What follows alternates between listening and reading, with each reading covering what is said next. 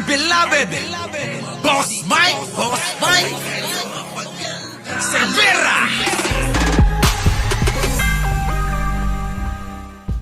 Napanood ni Pasig City Mayor Vico Soto ang naganap na pagdinig sa Senado nitong September 1, kaugnay na maanumalyang flood control project sa bansa. Partikular na tinukoy ng alkalde ang pagharap ng kontrobersyal na negosyanteng si Sara Diskaya kung saan sinagot nito ang mga tanong tungkol sa kanyang construction business.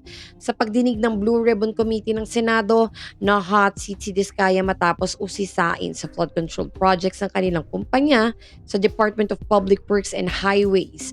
Bukod dito, natanong din si Diskaya ng mga senador, partikular na ni Senator Jinggoy Estrada hinggil sa pag-aari nila ng kanyang asawang si Curly Diskaya ng mga luxury cars. Ibinahagi ni Vico sa kanyang Facebook page ang live streaming ng Senado patungkol sa naganap na hearing. Live now. Rewind lang ng konti. Mayalista natin lahat ng mga sabihin na lang natin na inaccuracy sa mga sinabi nila.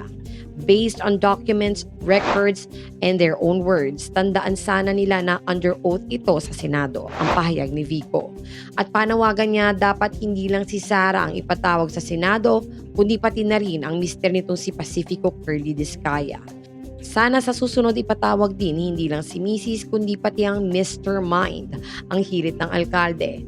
Base sa inilabas ni Pangulong Bongbong Marcos na listahan kamakailan, kasama ang dalawang kumpanya ng mga Diskaya na Alpha and Omega General Contractor and Development Corporation at St. Timothy Construction Corporation sa top 15 contractors na umano'y kumita ng malaki sa flood control projects ng DPWH.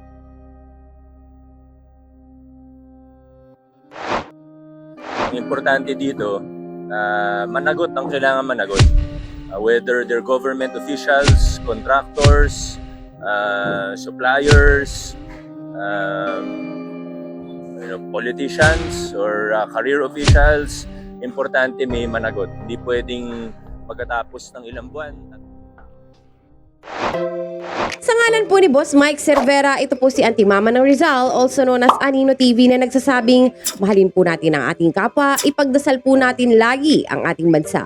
Magandang umaga, magandang hapon at magandang gabi, saan man dako ng mundo naroon kayo, at syempre, magandang buhay na rin para sa ating lahat. Maraming salamat po. Our beloved Boss Mike Cervera.